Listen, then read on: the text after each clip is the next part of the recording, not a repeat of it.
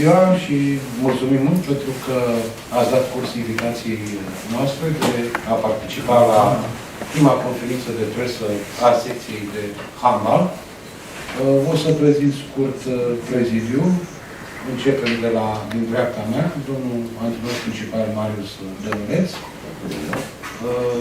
capitanul echipei Anisa Șerban, aici lângă mine, după care o jucătoare pe care încă nu ați văzut-o într-un meci oficial și o să ajungem aici mai încolo să vă cine este, Lisicu Bașcu, subsenatul Vladimir Dainov, șeful secției de handbal, și domnul Mihai Liviu David, consilier local și membru al Consiliului de Administrație al Clubului Sportiv Municipal Iași 2020. Avem câteva topicuri, o să vorbim despre chestiile organizatorice și despre buget și despre parcursul echipei și care o să fie un pic de chestiuni tehnice cu domnul antrenor principal. Ca să nu mai pierdem timp, îi dau cuvântul domnului consilier Mihai Liviu David. Bună ziua și mulțumesc că ați dat curs acestei invitații a clubului CSM Iași 2020. Am să trec direct la subiecte pentru faptul că au existat puncte de vedere în ceea ce privește colaborarea clubului CSM Iași 2020 cu liceul cu program sportiv și puncte de vedere cu privire la desființarea centrului de excelență de la Iași.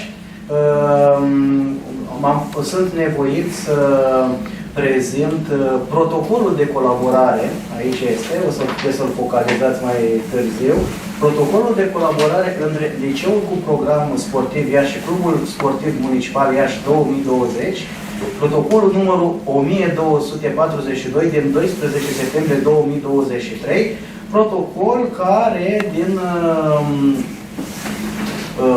conținutul său veți reuși să vă dați dumneavoastră seama că acuzele care au fost făcute cu privire la clubul CSM Iași 2020 sunt acuze nedrepte, necinstite, rodul unor, să spunem, unor minți puțin luminate. Bun. În ceea ce privește acordul Clubului Sportiv Municipal Iași cu Liceul Program Sportiv, acesta s-a făcut pentru transferul definitiv al jucătorilor Ana Maria Sandu și Karin Stoian, jucătoare care aparțineau în trecut în coproprietate Liceul Program Sportiv, dar și Centrului de Excelență. Evident că transferul a fost făcut doar de la Liceul cu Program Sportiv, de unde rezultă în mod evident faptul că Centrul de Excelență al Federației era desființat în momentul respectiv și nu clubul CSM 2020 a desființat respectivul centru. Evident că transferul nu este făcut cu titlu gratuit, așa cum a apărut, din păcate, în opinia publică. Nu, la punctul 6 al protocolului se prevede foarte clar faptul că CSM Iași 2020 se obligă să achiziționeze pentru liceu cu program sportiv Iași echipament sportiv pentru grupele de copii în valoare de 2000 de euro și soluție de curățat suprafață de joc încă în valoare de 1000 de euro. Deci cele trei sportive, da,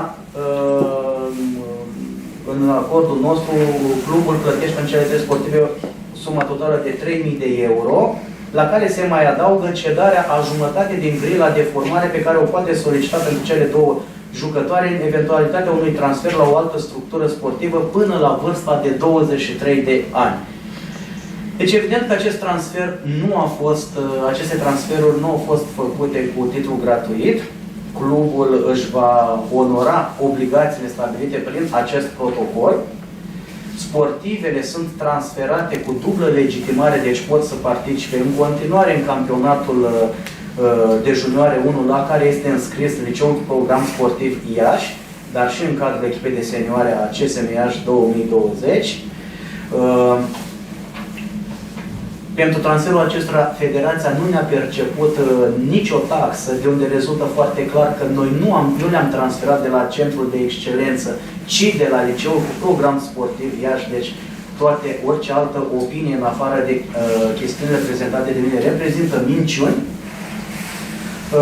Și vreau să vă spun faptul că Aceste transferuri au stat până la urmă sau au fost construite pe raționamentul că sportivii din Iași valoroși trebuie să rămână la Iași.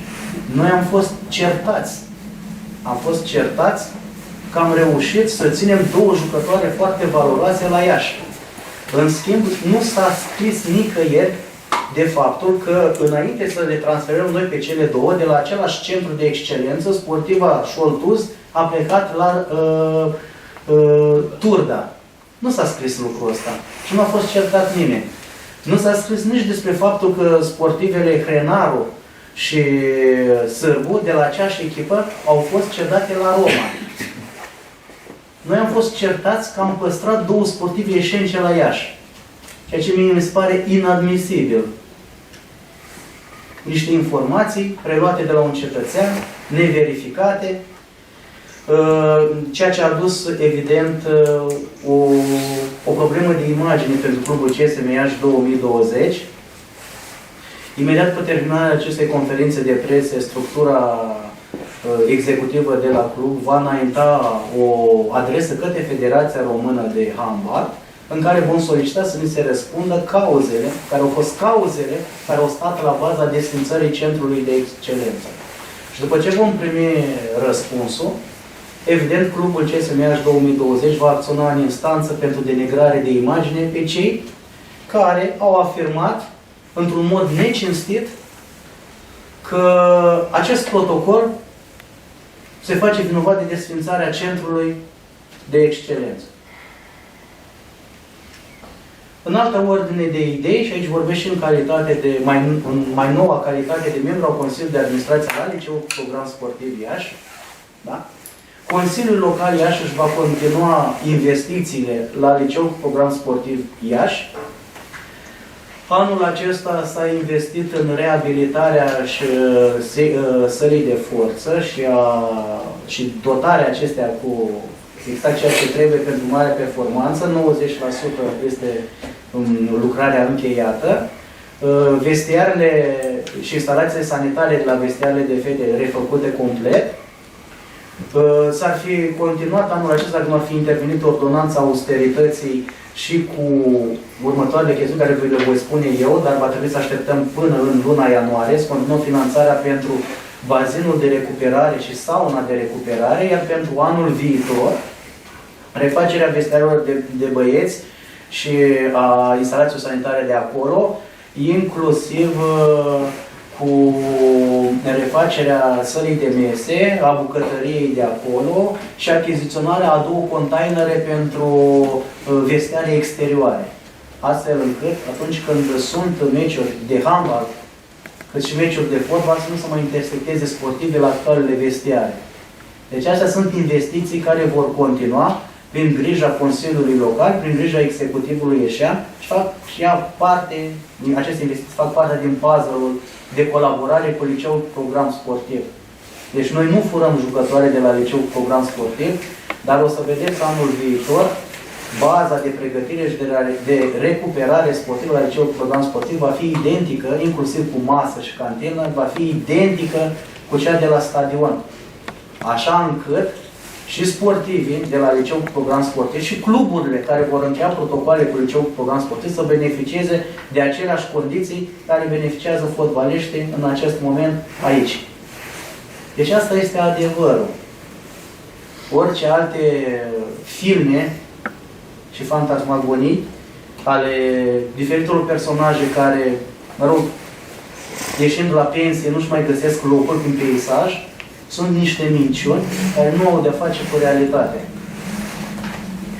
Acesta a fost principalul punct pe care eu, atât în calitate de membru al Consiliului de Administrație la CSM Iași 2020, cât și în calitate de membru al Consiliului de Administrație la Liceul Sportiv, am ținut să aduc niște lămuriri absolut necesare. Ne continuăm protocolul de colaborare atât cu Liceul Program Sportiv, cât și cu clubul CSS Unirea, de unde vom prelua jucătorii cei mai buni și le vom da posibilitatea să se lanseze către marea performanță. Mulțumim, domnului consilier. Înainte de a-i da cuvântul domnului Antinor, o să mai vreau să fac câteva precizări legate de bugetul secții de handbal. După cât a apărut și prin presă, în primul an bugetul a fost în jurul sumei de 350.000 de euro, urmând ca anul acesta să încheiem tot în jurul sumei de 450.000 de euro, a crescut cu 100.000 de euro, să zicem, față de sezonul trecut, pentru că ne-am dat seama că mai trebuie ceva investiții aduse noi jucătoare pentru a crește nivelul lotului. Pentru anul viitor sunt luate în calcul două variante, una cu calificarea Liga Florului și una fără calificare, dar noi vă spunem sincer că nici nu ne gândim la a doua variantă. Deci, practic, putem să anunțăm pe această cale pe cei care stau impacientați, mai sunt unii care anunță anumite jucătoare să nu vină la Iași, că nu are nicio șansă de promovare, că vom promova.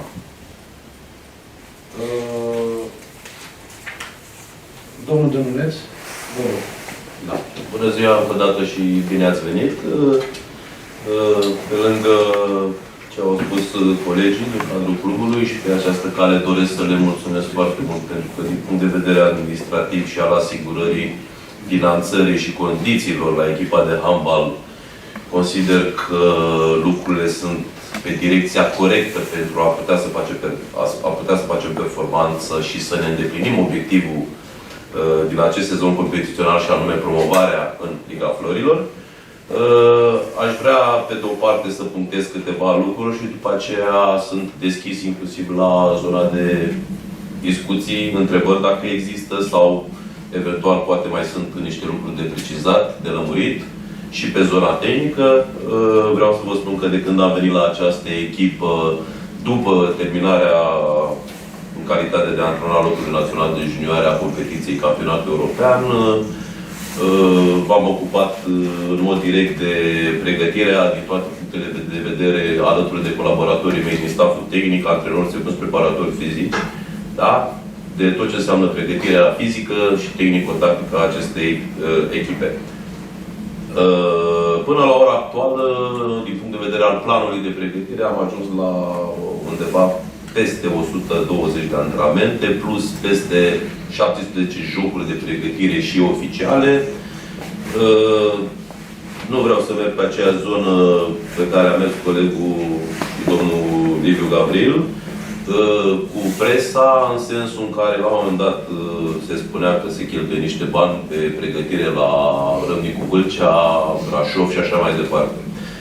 Dar vreau să vă precizez foarte clar, din punct de vedere al staffului tehnic, având în vedere și sistemul competițional și modul cum a fost alcătuit acest sistem competițional cu 3 grupe, fiecare grupă cu maxim 7 echipe, calendarul competițional, din păcate, a fost foarte și este foarte rarefiat. Și atunci, ca și staff, sunt obligat, ca și antrenor, sunt obligat să găsesc toate mijloacele și posibilitățile de a menține echipa în zona de pregătire, într-un tonus atât la nivel fizic cât și mental și conectat la zona de competiție oficială pentru a putea să ne îndeplinim obiectivul. Pe de altă parte, să știți că aceste jocuri de pregătire și mini-campionamente sunt complet necesare pentru a avea pretenții de promovare în Liga Florilor. Aici eu nu mă bucur că am putut să, zic așa, să ne pregătim alături și să ne măsurăm forțele cu echipe de primă ligă. Nu știu câte echipe din Liga a doua fac lucrurile astea la handbal feminin. Și aici trebuie să mulțumesc și celor care au acceptat, da? De la prima ligă să facă jocuri de pregătire care cu noi. Pentru că este foarte importantă și treaba asta. Degeaba ne dorim dacă ceilalți nu acceptă. Pe de altă parte, la nivel de campionat, până în momentul de față s-au disputat 5 etape, 5 jocuri oficiale, în care echipa noastră a obținut 4 victorii și o înfrângere la, să zic așa, contracandidata directă pentru prima poziție clasament a acestei grupe în care noi ne situăm, grupa B. la fiecare moment al jocului, pe lângă partea de rezultate care până la urmă nu fac decât să puncteze pe zona de clasament și de finalitatea clasamentului, focusul nostru, al meu ca antrenor și al staffului, a fost ca această echipă să câștige valoare, încredere, experiență de la meci la meci și trendul de exprimare să fie unul crescător. Este foarte adevărat că cine mă cunoaște știe că nu mă mulțumesc deloc cu puțin și sunt în permanență exigent și vreau mai mult. Inclusiv sportivele, pot să confirme lucrul ăsta. Sunt convins că acum toată supărarea, să zic așa, supărare, a apărut probabil după înfrângerea de la Galați, un joc în deplasare, pentru care vreau să vă spun în mod direct că ceea ce voi prezenta nu reprezintă sub nicio formă o scuză sau altceva. Este doar o informare asupra unor aspecte pentru care eu, ca antrenor al acestei echipe, am obligația și datoria, atât contractuală cât și morală, să îmi apăr culorile clubului, interesele clubului și pe aceste sportive, unele aici de față, celelalte care se pregătesc zilnic și muncesc zilnic pentru îndeplinirea obiectivului. Cu ocazia asta fac și trecerea la ce a spus domnul Danilov cu prezența sportivei pe lângă capitanul echipei Anisa Șerban, de ce este prezentă și Andreea Siglu Pașcu, pentru că este una din sportivele care pentru a, ca să zic așa, în mod direct, și-a rupt ligamentele pe terenul de handbal pentru îndeplinirea unui obiectiv al acestei echipe. Și nu pot decât să scot în evidență faptul că aceste sportive merită tot respectul și toată aprecierea, nu numai a noastră ca și club, ci mi-aș dori din tot sufletul să merite respectul și aprecierea și a celor care, până la urmă, iubesc sportul în general și care vor ca la Iași să se facă performanță și am observat că este un interes destul de mare pentru acest lucru. Mă repet și o să trec în zona de meci de la Galați pierdut. Nu reprezintă nicio scuză. Orice rezultat la Galați care putea să însemne și victoria noastră 1-2 goluri nu schimba cu nimic. Așa cum nici înfrângerea la 2 goluri nu schimbă cu nimic ce se va întâmpla în viitor. Există un meci retur.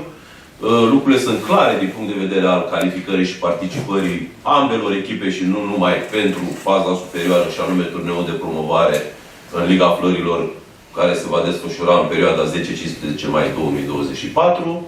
Deci nu reprezintă nicio fel de panică sau ceva, numai că, mă repet, este de datoria mea ca antrenor să apăr culorile clubului, interesele acestei echipe și, bineînțeles, până la urmă ajungem la zona de finanțare, nu?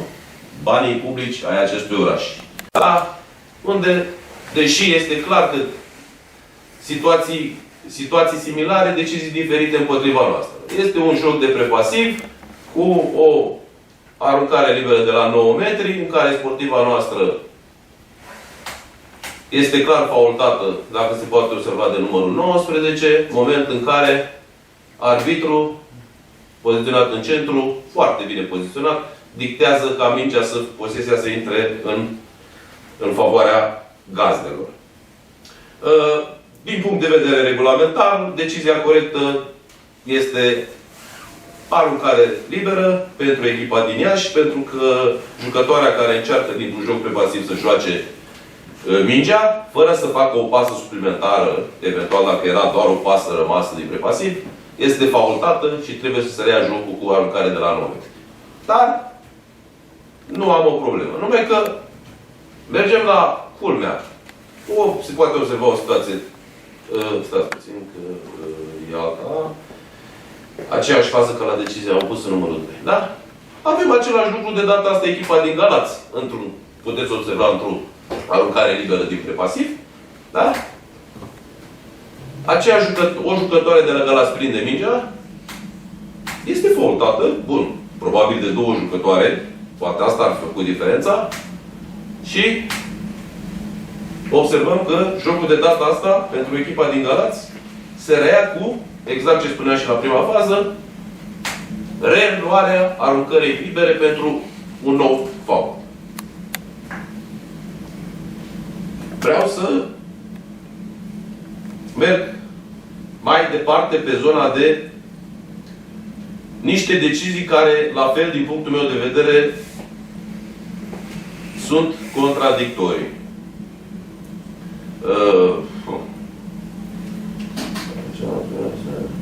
Așa. Haideți să vedem asta cu aia, că am uitat eu să notez ceva, dar vreau să găsesc similitudini de... Nu este asta. În fine, o să trec prin ele și la un moment dat o să fac similitudine. Aici sunt două faze pe care nu vreau să zic așa, să insist foarte mult. Este într-un plan depărtat, nu prea se vede bine. Din punct de vedere regulamentar, vă spun eu, decizia era de pași, s-a lăsat jucul continuă să ajung la gol. Așa, aici am văzut faza. 7 metri pentru... 7 metri pentru apărare în semicer, minutul 19. Și aceste situații le consider, să zic așa, acel 5-10% pentru echipa gazdă. Echipa roșie este echipa Iașului, da? Ok, se dă 9 metri în loc de 7 metri. Pentru apărare în semicerc. Aici este o fază foarte interesantă, apropo de niște lucruri de a cântări, decizii de finețe într-o parte sau alta. Avem o aruncare din prepasiv, în care apărarea, jucătorul numărul 9, să fiți atenți, sper că se vede destul de bine, din semicerc, cu piciorul în semicerc, face săritură, blochează aruncarea la poartă, mingea se duce către aruncare de colț, da? Iar arbitrii au decizia de aruncare la colț din prepasiv. Conform regulamentului, este aruncare de la 7 metri pentru folosirea spațiului de poartă de către apărător în încercarea de a bloca o aruncare a adversarului către poartă. Da? Dacă consideră cineva că eu greșesc, va avea posibilitatea să mă combată. Cunosc foarte bine regulamentul jocului de handbal și știu și de ce îl cunosc foarte bine. La fel, pot să o încadrez în zona de farmacie. Haideți să o spun așa. Trec repede la legătura de farmacie. Aici, ok, nu se face farmacie. S-a discutat la un moment dat de faptul că am avut două greșeli de schimbări greșite. Vreau să vă rog să vă uitați, vă rog frumos, la zona din lateral stânga, cum este o schimbare, nu este greșită cu nimic, dar uitați-vă la similitudini și așa mai departe, în care arbitrul, observatorul, din punctul meu de vedere, da? Deci, jucătoarea, portarul care trebuie să intre la schimb, cu siguranță nu intră mai devreme decât acest jucător. Singurul lucru care s-a pus în discuție și, într-adevăr, observatorul motivat, a fost faptul că jucătoarea a ieșit la scrim până în linia de mijloc a terenului de joc, nu după linia de mijloc în spațiul de schimb al echipei noastre. Dar, cred că dacă vă uitați și dumneavoastră, este vorba de exact aceiași 2-3 cm despre care s-a discutat și la faza de v-am prezentat-o mai devreme, cu apărarea aia în semicer 7 metri sau nu. Într-o parte s-a analizat la sângertotul, într-o parte nu s-a analizat la sângertotul. Dar mergem mai departe. Mergând mai departe, am aici ieșire extremă la schimb portar fără ca observatorul să intervină. Și vreau să mă întreb care sunt diferențele. Deci aici nu este estimare greșită. Reintră. O să mai vină iară și încă o dată la schimb. Uitați, pleacă iară la schimb. Se marchează, iară și este la schimb. Iară se intră. Nu este nicio problemă. Ceva îmi spune că nu prea sunt aceleași, să zic, unități de măsură sau astăzi da, mâine nu, mâine da, răzi pe mine. Mergem mai departe. Aceste lucruri sunt, să zic așa, farmacie, mă repet, 5-10% pentru gazdă. Numai că, și aici intervine marea supărare. Apropo de prezența unui jucător accidentat de reclament. Din punctul meu de vedere, rolul tuturor la o competiție sportivă este să asigure un climat de fair play și să se întâmple în așa fel încât echipa mai bună, echipa meritorie, să câștige. Și mergem cu niște situații. Poftiți. Nu știu dacă se vede bine sau nu se vede bine. Sper să se vadă bine.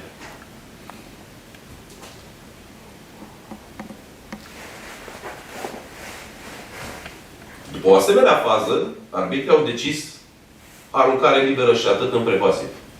Decizia corectă, din punctul meu de vedere, este minim sancțiune disciplinară, eliminare temporară de 2 minute, care înseamnă, conform regulamentului, reluarea jocului în superioritate numerică a echipei din atac și fără a mai fi joc prepasiv. Adică semnalizarea arbitrilor de prepasiv cade. Mai grav este că acest lucru periclitează, din punctul meu de vedere, integritatea corporală a echipei, a jucătoarei care este faultată. O jucătoare aflată în săritură, cu direcție clară de a arunca la poartă, un apărător care vine din lateral, fără a avea, din punctul meu de vedere, nicio intenție de a juca mingea, ci doar de a bloca acțiunea atacantului, este pur și simplu tântită la pământ.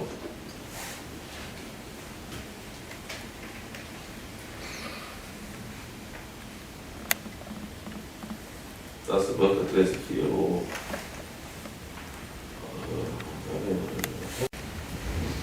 Și vă pun imediat și faza în oglindă la adversar. Da? Agățare clară a jucătorului, corect? În care, din punct de vedere al jucătorului nou din apărare, este semicet, este și 7 metri cu 2 minute. Decizia este doar de aruncare liberă de la 9 metri. Și haideți să mergem aici.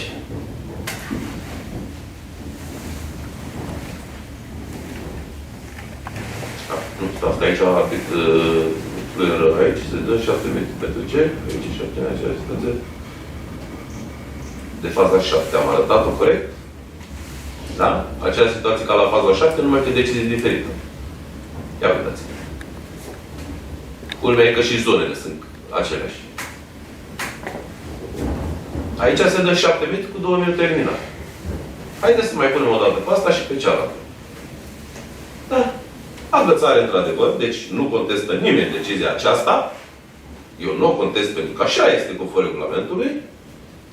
Da? Agățare, este evident, și cu 7 metri. Dar pot să spun și eu, să întreb și eu care este diferența între asta, ce v-am arătat adineauri cu o decizie corectă și asta? Care este diferența? Diferența a fost făcută doar de decizia arbitrilor. Și anume, în situația de față, când a fost vorba de noi în atac, doar aruncare de la 9 metri, iar în situația cealaltă, aruncare de la 7 metri și cu 2 minute. Mergem mai departe. Uitați-vă, apropo de integritatea corporală a sportivelor. Ia uitați ce se întâmplă. Eu o să folosesc un termen, poate părea dur, dar mi-l asum. Asta este golăneală. Este golăneală pentru că nu are nimic de a face cu spiritul sportiv, nu are nimic de a face cu fair play, nu are nimic de a face cu o competiție sportivă în care se dorește ca cel mai bun să câștige. Asta are de a face cu, așa cum am spus, golăneală, cu acțiune îndreptată direct împotriva unui jucător pentru a, pot să și acuz, pentru a-i provoca o accidentare destul de gravă, în care numai norocul, din punctul meu de vedere, face ca această jucătoare aflată în săritură, la aterizare, să nu dea cu capul de podea și să nu sufere și alte leziuni. Deși o săptămână după această acțiune, încă mai ținea gheață la nivelul plexului. Dar asta e altă discuție. Vă rog din suflet, uitați-vă și la pozițiile arbitrilor și oricine, dacă până acum la fazele de dinainte am zis, ok, este vorba de 5%, 10%, cât o fi, și unde pot să mai înțeleg niște lucruri, aici deja este vorba de integritatea sportivelor. Aici este vorba de sănătatea unor participanți la o competiție sportivă. Vreau să vă spun ca și repercursiune de fază, strict de fază, lăsând la o parte zona de risc de accidentare. Nedându-se sancțiune disciplinară, noi am rămas în continuare în prepasiv. Jucătoarea, conform regulamentului, accidentată, a trebuit să părăsească terenul de joc pentru 3 atacuri, așa spune regulamentul, dacă nu se dă sancțiune, și intră medicul pe teren. Într-un context în care noi, din păcate, la acest joc n-am putut să beneficiem nici de prezența celuilalt interstâng din probleme medicale de moment, și în loc să jucăm în superioritate numerică, mai jucăm și cu 3 atacuri mai puțin. Strict pe moment. Mergem mai departe.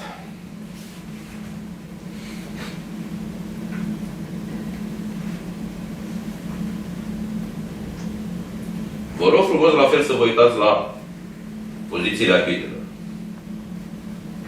Conform regulamentului, este o acțiune a jucătorului intern într-o relație de 1 la 1, cu un faul clar, în care atacantul câștigă prin planul față de poartă, apărătorul se folosește de forța corpului și, printr-o poziționare în propriul semicerc, blochează acțiunea atacantului. Decizia regulamentară 7 metri și, eu zic, și sancțiune disciplinară, dar nu vreau să mă ajez pe mult. Domnul arbitru decide 9 metri și atât. Mai departe. Uitați-vă ce se întâmplă. Și o mai pun o dată. Jucător în atac, noi, din extremă, aruncăm bară. Mingea din bară ricoșează spre câmpul de joc în zona opusă. Moment în care această jucătoare, da, se duce să recupereze mingea, iar această jucătoare din spate, fără nicio intenție de a juca mingea, o agață și o brâncește și dă cu ea pe jos. Mai departe, efectul este următorul. Jucătoarea din apărare recuperează mingea, se lansează un contraatac pe o zonă unde acest jucător care a căzut jos nu mai poate să facă repliere. Da? În timp util. Și uitați-vă ce se întâmplă, se primește gol. Adică în loc de o decizie corectă de 2 minute eliminare cu posesia echipei din Iași, se ajunge într-un contraatac pe superioritate numerică cu gol pentru echipa adversă. Un decurs de 10 secunde. Arbitrul la 2 metri. Eu întreb.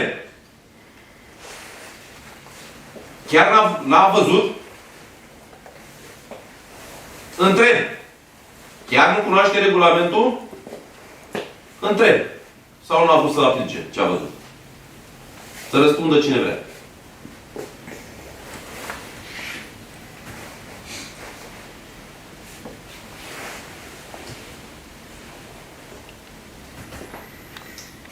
Pentru că a doua repriză, ca prin minune, lucrurile au devenit clare pentru toată lumea.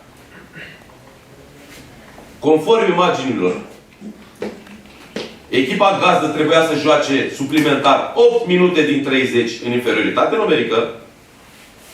Echipa oaspete Iașu trebuia să aibă 3 aruncări de la 7 metri clare de care n-a beneficiat. În economia unui joc, și mă repet, nu dau vina pe nimic, că s-a pierdut jocul, este vina noastră și responsabilitatea mea ca antrenor.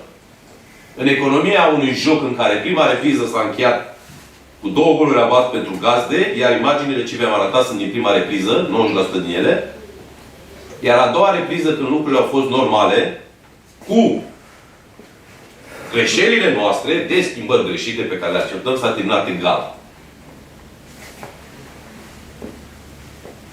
Eu îmi doresc ca această competiție să se desfășoare până la capăt în condiții corecte, începând de la spirit de fair play, luptă egală, fără ca vreo echipă sau alta să beneficieze de nu știu ce, pe criterii poate de obediență sau pe criterii extrasportive. Vreau ca această echipă unde eu antrenez și unde aceste sportive își rup picioarele pe teren să beneficieze de șanse egale, așa cum îmi doresc ca și adversarii noștri să beneficieze de aceleași șanse egale. Vreau să vă spun că, deși a fost o înfrângere, după acest joc am luat o decizie eu ca antrenor pe care n-am luat-o de 3 ori, în cariera de 16 ani. Să le dau acestor jucătoare liber, acasă. Să se ducă să se liniștească. Să se ducă să meargă la familie. De ce? Pentru că sportivele acestei echipe, la acest joc au dat totul pe teren. Și mai vreau să mai spun un lucru și cu asta închei. Am citit și înainte de meci, și după meci, inclusiv presa din Galați. Vă dau cuvântul de onoare că n-am văzut niciodată vreun articol despre această echipă după înfrângerea de la Galați, punând ceva de rău de această echipă. Ba, din contră, unii de pe acolo ne-au și apreciat. În schimb, vin la Iași și nu pot să nu fiu supărat că văd articol cu, să zic așa, nu denigrare, cu lucruri rele la adresa acestei echipe. Eu nu sunt ieșean. Eu am venit aici cu un obiectiv foarte clar, să fac o muncă care să ducă la promovarea acestei echipe.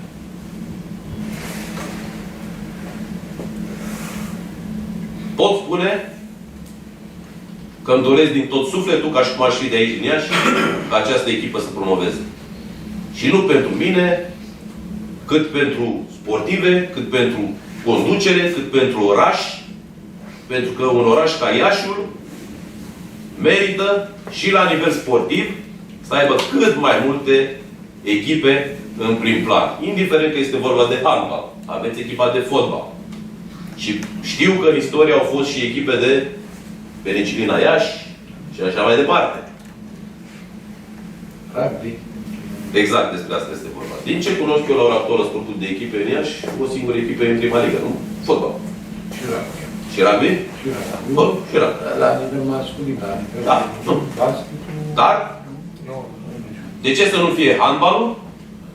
Dacă tot se investește și se dorește, pentru că este un lucru foarte mare să-ți dorești și să-și ai posibilitatea să oferi condiții foarte bune, de ce să nu fie și alte sporturi aici? Pentru că, mă repet, aveți tot ce vă trebuie în acest oraș pentru foarte mare performanță în foarte multe domenii. Eu vă mulțumesc că ați fost alături și sunteți alături de noi, marea majoritate dintre dumneavoastră. Vă rog să aveți încredere în mine, în sportive, că vom face și facem tot ce ține de noi ca această echipă să-și atingă obiectivul.